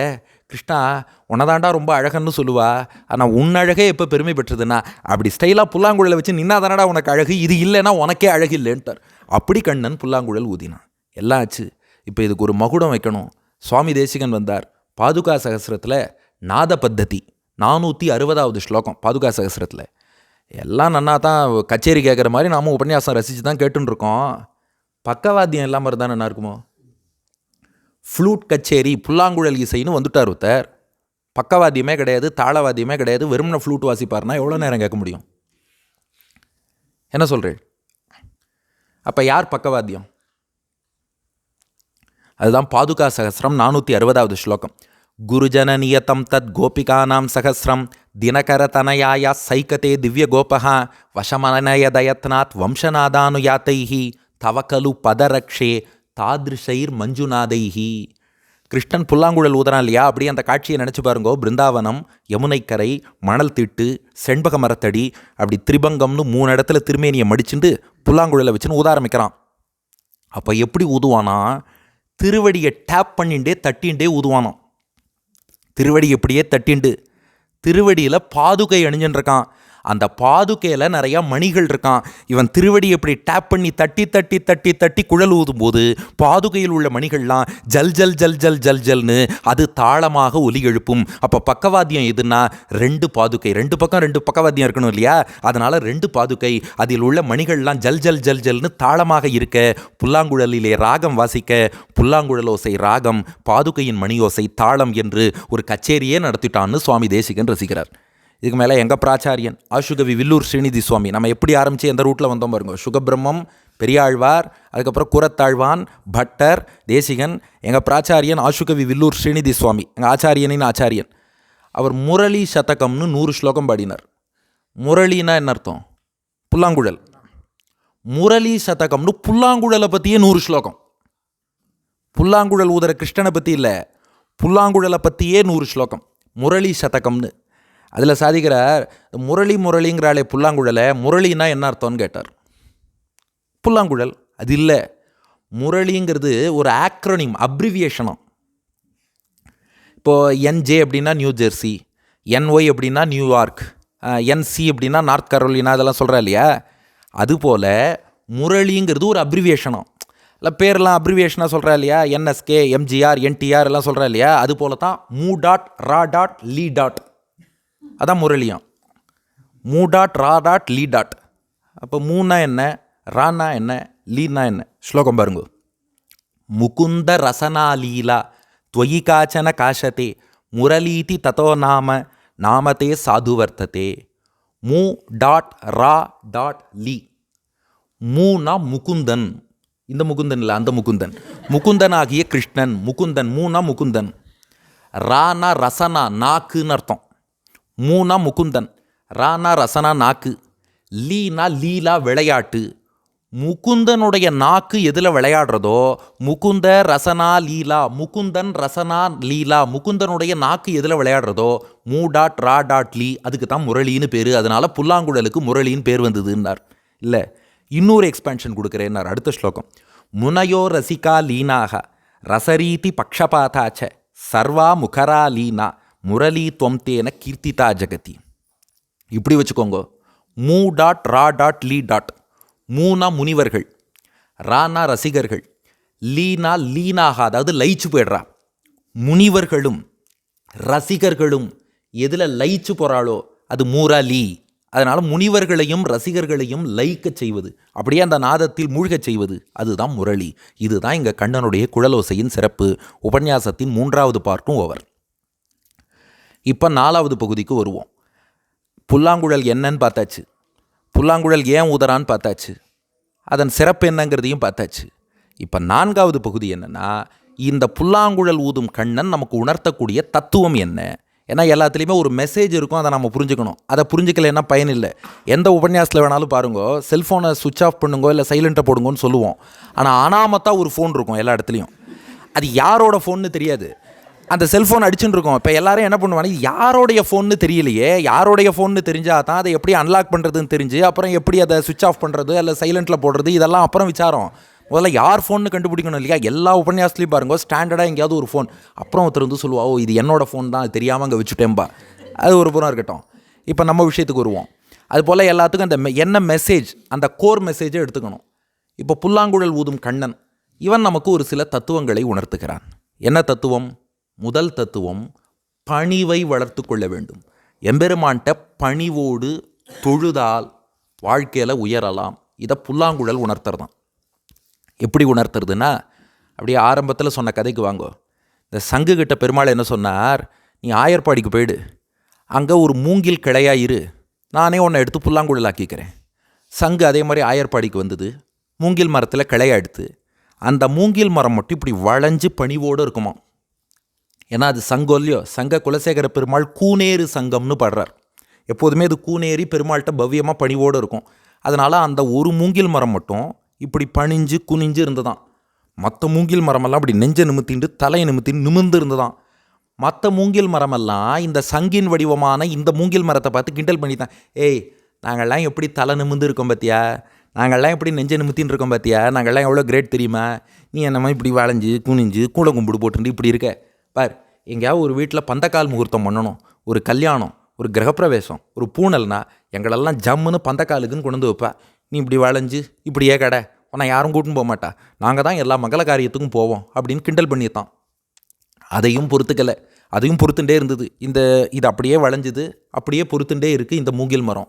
இந்த நிலையில் தான் நம்ம குட்டி கண்ணன் மாடு மேய்ச்சின்னு வந்தான்.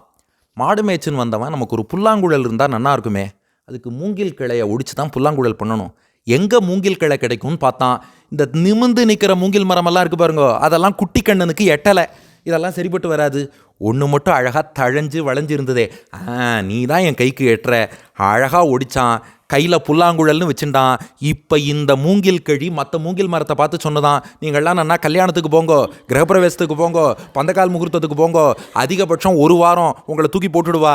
ஆனால் நான் வளைஞ்சு இருந்தேன், என்னை கண்ணன் நிரந்தரமாக அவன் கையில் வைத்து கொண்டிருக்கிறான். யார் தொழுகிறாரோ அவர் வாழ்க்கையில் எழுவார். தொழுது எழு என் மனனேன்னு நம்மாழ்வார் பாடினார். நம்ம பணிவோடு இருந்தோன்னா, எம்பெருமானே நமக்கு கத்தின்னு சொல்லி அடியன் தாசன்னு சொல்லி பணிஞ்சிருந்தோன்னா அவன் நம்மளை தூக்கி மேலே வச்சுடுவான். உயரமாக நின்ன மூங்கில் கழிகள் எதுவுமே கண்ணன் கையில் எட்டலை. அப்படி தாழ்ந்து வளைஞ்சு பணிஞ்சு இருந்த அந்த கழி அதுதான் கரெக்டாக அவன் கைக்கு வந்தது. அதனால் நாமும் பணிவோடு இருந்தால் எம்பெருமானை சென்று அடைந்து விடலாம். இது இந்த மூங்கில் புல்லாங்குழல் நமக்கு உணர்த்தும் தத்துவம். நம்ம ஆச்சாரியர்கள் இதை சுவையாக வர்ணிப்பா.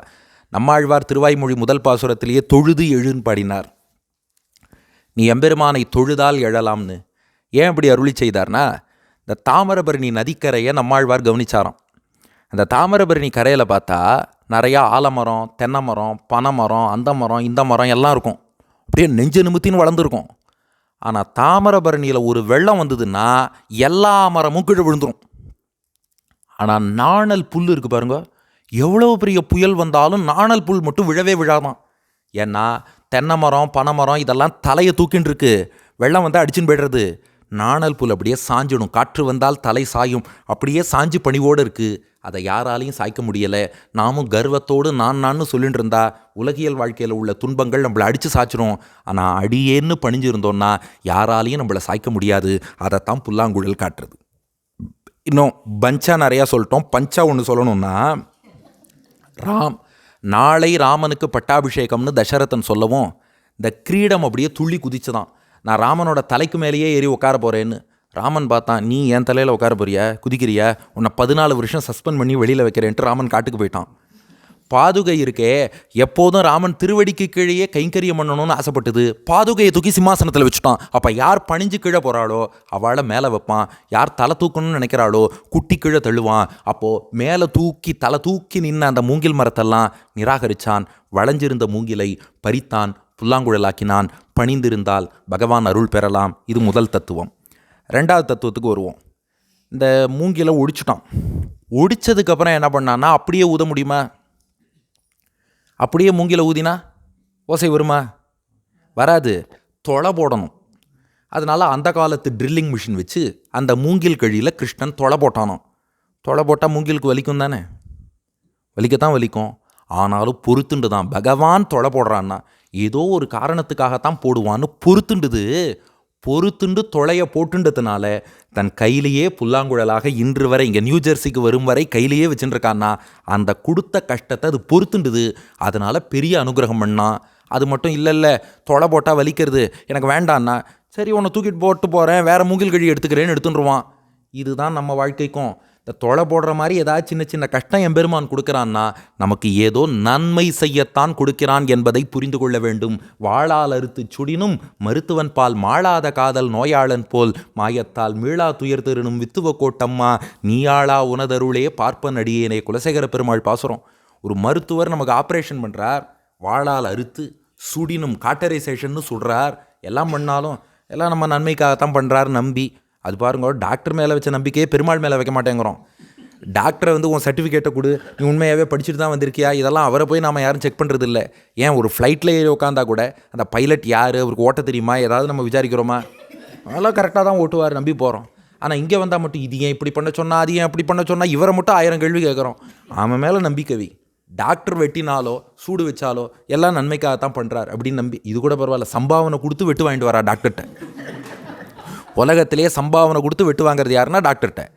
எல்லாம் பண்ணாலும் என்ன பண்ணுறா, இல்லை மருத்துவர் நல்லதுக்காக தான் பண்ணுறார். அதே போல தான் எம்பெருமான் தொலை போட்டாலும் கஷ்டப்படுத்தினாலும் எது பண்ணாலும் நம்மை பக்குவப்படுத்தத்தான் செய்கிறான்னு யார் புரிஞ்சுக்கிறாளோ, எம்பெருமான் கொடுக்கும் கஷ்டத்தை கூட அனுகிரகம்னு யார் நினைக்கிறாளோ, அவள் புல்லாங்குழலை போல் அவன் கையில் இருப்பா. இல்லை இவர் கஷ்டம் கொடுக்குறார் வேண்டான்னு போனால், எனக்கு வேறு ஆள் இருக்காப்பா நான் பார்த்துக்கிறேன் நீயும் போயிட்டு வாண்டுருவான். இந்த கழி இல்லைன்னா அவனுக்கு இன்னொரு கழி, நாம் இல்லைன்னா இன்னொருத்தன். அதில் அவன் தொலை போடுறது அது அனுமதிச்சுது, அதனால் கூடவே இருக்குது. அவன் கொடுக்குற கஷ்டத்தை பொறுத்துண்டா. வாழ்க்கைங்கிறதே ஒரு இசிஜி மாதிரி தான் இருக்கும். இசிஜி இருக்கே, மேலே கீழே போயிட்டு வரும். முதல்ல பி வேவ் மேலே போகும், கியூ வேவ் கொஞ்சம் கீழே வரும், ஆர் வேவ் மேலே போகும், எஸ் திரும்ப கீழே போகும், அப்புறம் டி வேவ் கொஞ்சம் மேலே வரும். இது போல தான் வாழ்க்கையில் இன்பம் துன்பம் மாறி மாறி வரும். நம்ம என்ன சொல்கிறோம், இல்லை வாழ்க்கையே ஸ்ட்ரெயிட் லைனாக இருந்தால் நல்லா இருக்கும். இசிஜி ஸ்ட்ரெயிட் லைனாக இருந்தால் பேஷண்ட் விசா வாங்கிட்டாருன்னு அர்த்தம். அதுபோல் வாழ்க்கையும் ஸ்ட்ரெயிட் லைனாக இருந்தால் வாழ்க்கையிலே லைஃப் இருக்காது. லைஃப்பில் லைஃப் இருக்கணும்னா அப்படியே எல்லாம் மாறி மாறி தான் வரும். அதான் புல்லாங்குழல் மாதிரி அப்படி தான்ப்பா இருக்கும். நீ அதை பொறுத்துக்கோ, நான் உனக்கு நன்மை செய்வேன் என நம்பினால் என் கையில் நீ குழலாக இருக்கலாம்னு உணர்த்துறான். இது 2வது தத்துவம். இப்போ முதல் தத்துவம் என்ன பார்த்தோம், பணிஞ்சிருந்தா பகவான்கிட்ட போயிடலாம். 2வது தத்துவம், அவன் கொடுக்குற கஷ்டத்தையும் அனுகிரகம்னு ஏற்றுண்டா அவன் கூடவே இருக்கலாம். 3வது தத்துவம், இது ஒரு வரலாறு சொல்லுவா. ராதைக்கு இந்த புல்லாங்குழல் மேலே பொறாமையாம். இதை பற்றி நாராயணியத்தில் ஒரு ஸ்லோகமே இருக்குது. ஆபிபேயம் அதராமிருதம் கதா வேணுபுக்தரச சேஷமே கதா தூரத்தோபத கிருதம் துராசையேத்தி ஆக்குலா முகுரி மாசமாமுகன். ராதை புல்லாங்குழல்கிட்ட கேட்குறாளாம், புல்லாங்குழலே நீ என்ன பாக்கியம் பண்ணன்னு தெரியல, நாங்கள்லாம் பெருக வேண்டியதை நீ பெருகின்னு இருக்கியன்னாலும். கண்ணனுடைய திருவாய் அமுதத்தை கோபிகைகளான நாங்கள்லாம் பெருகலான்னு பார்த்தா, எங்களை விட ஃபுல் டைமாக கிருஷ்ணனுடைய திருவாய் அமுதத்தை நீ தானே பெருகின்னு இருக்க. நீ என்ன பாக்கியம் பண்ணியோ தெரியலையே. என்னால் கிருஷ்ணன் கூடவே இருக்கணும்னு ஆசைப்பட்றேன், ஆனால் என்னால் இருக்க முடியல. ஆனால் நீயோ இடுப்பில் சுருகி வச்சுக்கிறார், அப்புறம் கையில் வச்சுக்கிறார், அப்புறம் வாயில் வச்சுக்கிறார். எப்போதும் அவர் கூடவே இருக்க, விட்டே பிரிய மாட்டேங்கிற. நான் கூட கிருஷ்ணனை விட்டு போகிறேன், நீ அவரை விட்டு பிரிய மாட்டேங்கிறியே. புல்லாங்குழலே உன் வெற்றியின் ரகசியம் என்னன்னு ராதை கேட்டாலும். அதாவது எப்போதும் கண்ணன் திருவாய் அமுதத்தை நாங்கள் பருகணும்னு பார்க்குறோம், எங்களால் முடியல, நீ பருகிற. கூடவே இருக்கணும்னு பார்க்குறோம், எங்களால் முடியல, நீ இருக்க. என்ன காரணம்னு கேட்டாலும் புல்லாங்குழல் அழகாக பதில் சொன்னதான். அதுதான் பாரதந்திரியம். பாரதந்திரியம்னா அவன் இஷ்டப்படி இருக்கிறது, அவன் எப்படி வைக்கிறானோ அப்படி இருக்கேன். இதுக்கு பரதனை தான் உதாரணமாக சொல்லுவா. நாடோ காடோ ராமன் என்ன சொல்கிறானோ அது கேட்குறேன். அதுபோல் புல்லாங்குழல் என்ன பண்ணுமா, கிருஷ்ணன் இடுப்பில் சொருகிண்டா இடுப்பில் ஏன் சொருகிறேன்னு கேட்காது, அது பாட்டுக்கு அங்கேயே இருக்கும். கையில் இப்படி வச்சு நடந்தா என்னை ஏன் கையில் வச்சுக்கிறேன்னு கேட்காது, உன் இஷ்டம். வாயில் வச்சுட்டாலும் உன் இஷ்டம். எல்லாமே அவன் இஷ்டம்னு இருந்தால் ஓகே, நான் உன்னை பக்கத்தில் வச்சுக்கிறேன்னு வச்சுருவான். அப்படி இல்லாமல் நாம் அவரை எதிர்த்து ஆர்கியூ பண்ணி, இப்போ பாருங்க, பெருமாள் சாஸ்திரத்தில் நீ அதை பண்ணு இதை பண்ணுன்னு நமக்கு நிறைய இன்ஸ்ட்ரக்ஷன் கொடுத்துருப்பார். நாம் எவ்வளோ கெட்டிக்காரானா, அவர் சொன்ன இந்த இன்ஸ்ட்ரக்ஷனையும் நாம் ஃபாலோ பண்ண மாட்டோம். நாம் அவருக்கு போய் இன்ஸ்ட்ரக்ஷன் கொடுப்போம். நீ என்ன உலகத்தை ஒழுங்காகவே படைக்கலை, நீ இதை இப்படி பண்ண அவரே யோசிப்பார், என்னடா நாம் அவனுக்கு இன்ஸ்ட்ரக்ஷன் கொடுத்தா அவன் பண்ணாமல் இவன் நமக்கு வந்து சொல்லிட்டு இருக்கானே, இப்படி பண்ணினா அவர் பக்கத்தில் இருக்க முடியாது. ஆனால் புல்லாங்குழல் நீ இடுப்பில் சொருகினாலும் கையில் வச்சாலும் வாயில் வச்சாலும் நீ எப்படி வைக்கிறியோ அப்படி இருக்கேங்கிறது. அது மட்டும் இல்லை, புல்லாங்குழல் சொன்னதான், நான் என்றைக்குமே சொந்த டியூனில் பாட்டு பாட மாட்டேன். கவனிச்சேளா, கிருஷ்ணன் என்ன பாட்டு பாடுறானோ அந்த இசையை புல்லாங்குழல் டிரான்ஸ்மிட் பண்ணுமே ஒழிய நானாக ஒன்று பாடுறேன்னு பாட மாட்டேன். அதுபோல தான் அவனுக்கு எது இஷ்டமோ அதையே நாம் பின்பற்றி வாழ்ந்து கொண்டிருந்தால் அவனோடு இருக்கலாம். ராதா இதான் என்னுடைய வெற்றியின் ரகசியம்னு புல்லாங்குழல் ராதேட்ட சொன்னதுன்னு ரசித்து சொல்லுவாள். அதனால் வாழ்க்கையில் நாமும் பரதந்திரர்களாக, அவன் எங்கே வைக்கிறானோ அப்படி இருக்கேன், அவன் என்ன சொல்கிறானோ அது கேட்குறேன், அவன் எந்த இசையை நமக்கு செலுத்துகிறானோ அதை நான் வெளியிடுகிறேன் அப்படின்னு புல்லாங்குழலை போல இருந்தால் எம்பெருமானை விட்டு பிரியாமல் இருக்கலாம். இது 3வது ரகசியம். 4வது செய்தி என்னென்னா, இது ஒரு பெரிய தத்துவம். கிருஷ்ணனுடைய பாட்டை யாராவது நேராக கேட்டிருக்காளா? குழலோசை கூட எத்தனையோ பக்தர்களுக்கு காமிச்சிருக்கார். கிருஷ்ணன் பாட்டை நேராக யாரும் கேட்டதில்லை. ஏன்னா அவன் பாட்டு நேராக நம்ம காதுக்கு வராது, புல்லாங்குழல் வாயிலாகத்தான் வரும். ஆனால் புல்லாங்குழல் வாயிலாக எது வரதோ அது கிருஷ்ணனுடைய பாட்டு தான். சரியா?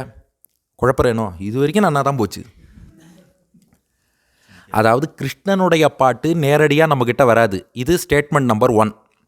ஸ்டேட்மெண்ட் நம்பர் 2, புல்லாங்குழல் வாயிலாகத்தான் கிருஷ்ணனுடைய பாட்டு நம்மக்கிட்ட வரும். ஸ்டேட்மெண்ட் நம்பர் 3, அந்த புல்லாங்குழல் வாயிலாக வருவது தான் கிருஷ்ணனுடைய பாட்டு. வேறு ஒன்றும் இல்லை, பகவானுடைய அனுகிரகம் நேராக நம்மக்கிட்ட வராது. ஆச்சாரியன் மூலமாகத்தான் அவன் அருள் வரும். ஆனால் ஆச்சாரியன் மூலம் வருவது எதுனா பகவானுடைய அருள் தான். அப்போ குழல் என்பது தான் குரு. கிருஷ்ணனுடைய பாட்டு நேராக வராது, குழல் வாயிலாக வரும். கிருஷ்ணனுடைய அருளும் நேராக வராது, குருவின் வாயிலாகத்தான் வரும். ஆனால் அந்த புல்லாங்குழல் வெளியிடுவது கிருஷ்ணன் பாட்டு தான். ஆச்சாரியன் கொடுப்பது பெருமாள் அனுகிரகம் தான். ஆனால் அந்த திருவருள் குருவருள் வாயிலாகத்தான் வரும். இதை ஞாபகம் வச்சுக்க, எங்கள் பிராச்சாரியன் ஆசுகவி வில்லூர் ஸ்ரீநிதி சுவாமி யதிபதி ஷண்ணவதிங்கிற ஸ்துதியில் ஒரு ஸ்லோகம் பண்ணார். ராமானுஜரை பற்றி 96 ஸ்லோகங்கள். இன்னொரு ப்ராப்ளம், யூடியூப்பில் என்ன பண்ணிவிடுவா, இந்த ஸ்லோகங்கள்லாம் சொன்னால் சார் அதெல்லாம் அப்படியே கொஞ்சம் டைப் பண்ணி எனக்கு அனுப்பி வச்சுருங்கோம்பா. இல்லைன்னா இது எந்த கடையில் கிடைக்குங்கிறதெல்லாம் அடி என் ரொம்ப அவ்வளோ தூரம் வெல்வெஸ்ட்டில் மேபி பிரபத்தி.comல வேணால் ட்ரை பண்ணி பார்க்கலாம். இப்போ விஷயத்துக்கு வருவோம். இந்த யதிபதி ஷண்ணவதியில் அழகான ஸ்லோகம். கிருஷ்ணனே ராமானுஜர்னு நம்ம சம்பிரதாயத்தில் ஒன்று சொல்லுவா இல்லையா? ஆதிசேஷன் தானே ராமானுஜராக அவதரிச்சார்னா, ஆமாம் ஆதிசேஷன் தான் ராமானுஜர்.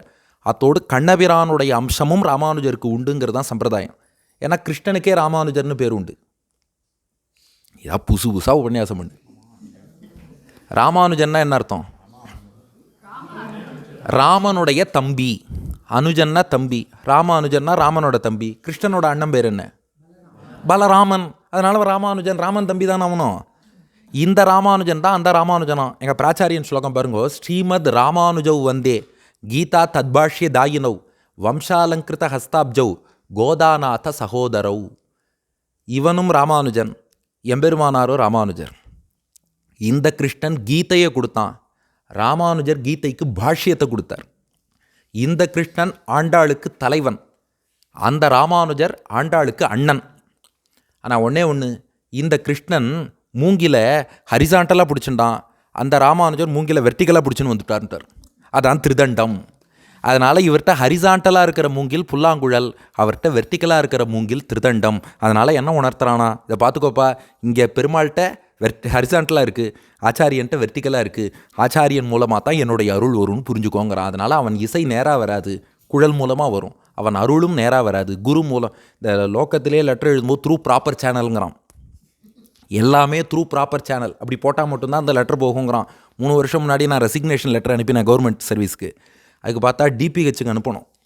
ஆனால் அதுக்கு த்ரூ ப்ராப்பர் சேனல்னு போட்டு எங்கள் block medical officer, block medical ஆஃபீஸருக்கு மேலே டிஸ்ட்ரிக்ட் ஹெல்த் ஆஃபீஸர், அதுக்கப்புறம் டிபிஹெச், த்ரூ ப்ராப்பர் சேனல் போட்டால் தான் போகுங்கிறான். ஏன்பா இத்தனோட ரெசிக்னேஷனுக்கே நீ த்ரூ ப்ராப்பர் சேனல் போகணுங்கிறியே, எம்பெருமான்ட்ட வைகுண்டத்துக்கு அப்பாயின்மெண்ட் ஆர்டர் வாங்கணும்னா அதுக்கு த்ரூ ப்ராப்பர் சேனல் தானே போகணும். அதனால் அவன் அருளும் இப்படி ப்ராப்பர் சேனல் வழியாகத்தான் வருங்கிறத குழல் வாயிலாக நமக்கு உணர்த்துறான். 4 தத்துவம் ஆகிடுதா? 4வது பாயிண்ட்டும் ஆகிடுதா? அதனால் முதல் தத்துவம் பணிவோடு இருந்தால் எம்பெருமான் கையில் போய் சேரலாம். 2வது தத்துவம் கஷ்டத்தையும் அனுகிரகம்னு ஏற்றுக்கொண்டால் எம்பெருமானுக்கு கூடவே இருக்கலாம். 3, அவன் என்ன செய்தாலும் அதுதான் நமக்கு நன்மைன்னு பரதந்திரனாக இருந்தால் எம்பெருமானுடைய அபிமானத்தை பெறலாம். 4, அவன் அருள் நேராக வராது, குழல் குரு மூலமாகத்தான் வரும். அடுத்து இப்போ ஃபைனல் பாயிண்ட், 5வது பாயிண்ட்டுக்கு வரும். பலன். நாம் இப்போது கரெக்டாக 1 மணி நேரம் கிட்டத்தட்ட ஆக போகிறது. கோபாலனுடைய பெருமையை கேட்டுன்னு வந்திருக்கோம். இந்த கோபாலனை சேவிச்சா, இவனுடைய புகழை கேட்டால் நாம் பெறக்கூடிய பலன் என்னென்னா, முதல் பலன் இனிமையான குரல் வளம் கிடைக்குமா. இது பெரியாழ்வார் பாடியிருக்கார். இவர் நல்ல இசையில் மன்னனாச்சே நம்ம வேணுகோபாலன். அதனால் நல்ல குரல் வளம், பேச்சாற்றல் இதெல்லாம் கிடைக்குமா. பெரியாழ்வார் திருமொழியில் 3ஆம் 10, 6ஆம் திருமொழி 10ஆம் பாசுரம். குழல் முழவம் விளம்பும் புதுவைக்கோன் விட்டு சித்தன் விரித்த தமிழ் வல்லார் குழலை வென்ற குளிர்வாயினராகி சாது கோட்டியுள் கொள்ளப்படுவாரே. புல்லாங்குழலையே வெல்லக்கூடிய நல்ல இசை பாடக்கூடிய திறமையும் குரல் வளமும் யாரெல்லாம் இந்த வேணுகோபாலனை சேவிக்கிறாளோ அவளுக்கு கிடைக்கும். அத்தோடு நல்ல சத்சங்கத்தில் சேர்ந்திருக்கும் பாக்கியமும் கிடைக்குமா. இது முதல் பலன். 2வது, புல்லாங்குழல் ஊதும் வேணுகோபாலனை சேவிச்சா நற்குணங்கள்லாம் வளருமா. பணிவு, பாரதந்திரியம். புல்லாங்குழல் அதை தானே காட்டுறது. பெருமாள் வச்சபடி நாம் இருக்கணும், பெருமாள் கஷ்டமே கொடுத்தாலும் அதை அனுகிரகம்னு ஏற்றுக்கணும், பணிவோடு இருந்தால் வாழ்க்கையில் முன்னேறலாம். இந்த நற்குணங்களை எல்லாம் புல்லாங்குழல் ஊதும் கிருஷ்ணனை சேவிச்சாலே நாம் பெற முடியும். 3வது முக்கியமான பலன் என்னென்னா, புல்லாங்குழல் ஊதும் கண்ணனை சேவிச்சா ஆச்சாரியன் அனுகிரகம் கிடைக்கும். ஏன்னா புல்லாங்குழல் தானே ஆச்சாரியன். இது போன வருஷம் பிரகிருதம் ஸ்ரீமத் ஆண்டவனுடைய சாத்துர்மாசியம் திருப்புல்லானியில் அப்போ அடியன் போய் தண்டன் சமர்ப்பித்து ஸ்ரீ வராக மகாதேசிகன் தாரக மாலைன்னு ஒரு ஸ்துதி சமர்ப்பித்தேன். இதுவரை ஸ்ரீமத் ஆண்டவனுடைய வரலாறு முழுக்க அதில் கவர் பண்ணுற மாதிரி. அதில் ஒரு ஸ்லோகம் அடியன் எழுதின, ஸ்ரீமத் ஆண்டவன் ஆசிரமத்தில் வேணுகோபாலன் தான் முக்கியமான திருவாராதன பெருமாளாக எழுந்துருளி இருக்கார். ஏன் வேணுகோபாலன் முக்கிய பெருமாளாக எழுந்துருளி இருக்காருன்னு தான் பாருங்கள். அங்கே சுற்றி இங்கே சுற்றி குரோனாலஜின்னு சொல்லிட்டு உன் ஸ்லோகத்தில் கொண்டு வந்து முடிக்கிறியே.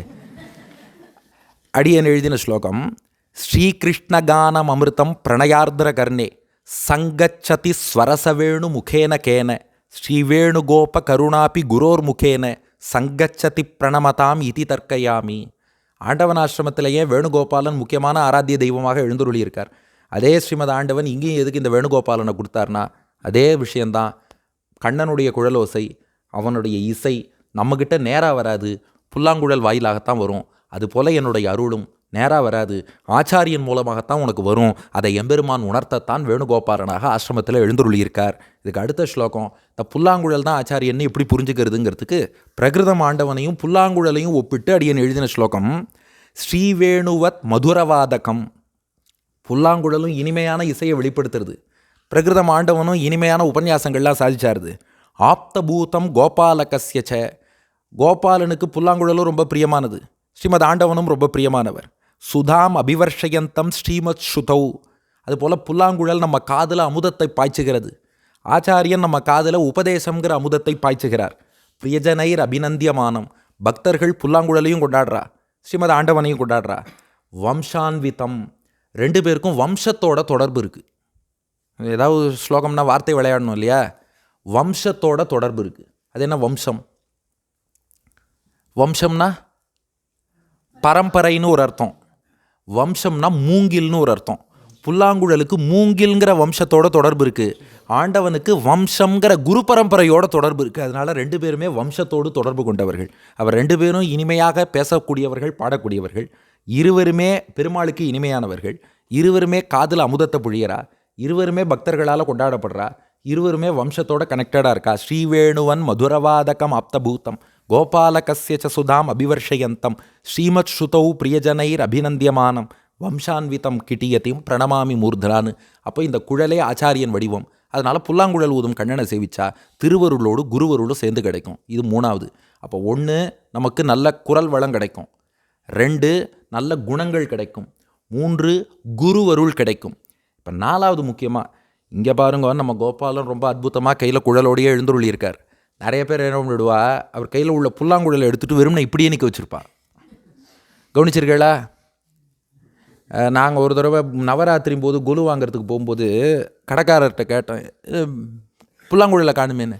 ஐயா, புல்லாங்குழல் வைக்கக்கூடாதுங்க கையில் அப்படின்னார். ஏங்கன்னு கேட்டேன். புல்லாங்குழல் ஊதுற கண்ணன் எல்லாத்தையும் ஊதிட்டு போயிடுவான். புல்லாங்குழலோட கிருஷ்ணனை கொண்டு வந்து வீட்டில் வச்சா நம்மளோட பணம் காசு எல்லாத்தையும் ஊதிடுவான். அதனால் வெறும்னே இப்படி தான் இருக்கணும் அப்படின்ட்டார். ஆனால் இதை பற்றி அடியனுடைய ஸ்ரீபாஷ்யாதி ஆச்சாரியன் டாக்டர் சிவவே கருணாகராச்சார் சுவாமி ஒரு விஷயம் சாதிப்பார். இதை ஸ்ரீமுஷ்ணம் பெரியாண்டவன் ஸ்ரீ ரங்கராமானுஜ மகாதேசிகன் ரொம்ப ரசித்து அவரும் திரும்ப சாதிச்சாச்சு. அது என்ன அர்த்தம் அப்படின்னா, புல்லாங்குழல் ஊதும் கிருஷ்ணன் ஆமாம் அவசியம் ஆற்றுல இருக்கணும், ஊதிட்டு தான் போவான். எதை ஊதிட்டு போவான்னா, நம்ம கஷ்டங்கள், கவலைகள், பாப்பங்கள், துன்பங்கள், வேதனைகள் என்னென்ன இருக்கோ எல்லாத்தையும் ஊதி தள்ளி நல்ல அனுகிரகத்தை பண்ணுவான். அதனால் இன்றைக்கி கோபாலன் திருவடியில் வந்து உட்காந்துட்டோன்னா உண்மையாகவே ஊதி தள்ளுவான். எதன்னா, நம்முடைய பாப்பங்கள், துன்பங்கள், கவலைகள், கஷ்டங்கள், மனசில் சங்கடங்கள் என்னென்ன இருக்கோ எல்லாத்தையும் குழல் ஊதுவது போல் ஊதி தள்ளி மங்களங்களை கொடுப்பானே ஒழிய நல்லது எதையும் ஊத மாட்டான். அதனால் பயப்படவே வேண்டாம். இந்த அர்த்தம் அடியனுடைய ஆச்சாரியன் சாய்ச்ச அர்த்தம். அதை ஸ்ரீமுஷ்ணம் பெரியாண்டவன் ரொம்ப ரசித்து, அதனால தாண்டா ஆசிரமத்திலையும் குழலோடு தான் பெருமாள் எழுந்தருளி இருக்காருன்னு ரசித்து சாதிச்சாகும். அதனால் அவன் நம்முடைய எல்லா துன்பங்களையும், ஏற்கனவே 3 கூ பார்த்துட்டோம். ஒன்று என்ன கொடுக்குறார்? குரல் வளம் கொடுக்குறார். 2 குணங்களை கொடுக்குறார். 3 குரு அருளையும் கொடுக்குறார். இப்போ 4வதாக எல்லாத்தையும் ஊதி தள்ளி என்னென்ன நமக்கு நன்மைகள் வேண்டுமோ குறையில்லாத வாழ்வையும் தந்து விடுவார். குறைகளை ஊதி தள்ளுவார், குறையில்லாத வாழ்வையும் தருவார். அப்படிப்பட்ட கோபாலன் உபன்யாசம் கேட்ட எல்லோருக்கும், இந்த திருமாளிகையில் உள்ள அன்பர்களுக்கும் அடியார்களுக்கும் அனைத்து நன்மைகளையும் பரிபூர்ணமாக அனுகிரகிக்க வேண்டும் என்று பிரார்த்தித்து கொண்டு இத்தோடு அவருக்கு பல்லாண்டு பாடி உபன்யாசத்தை நிறைவு செய்கிறேன்.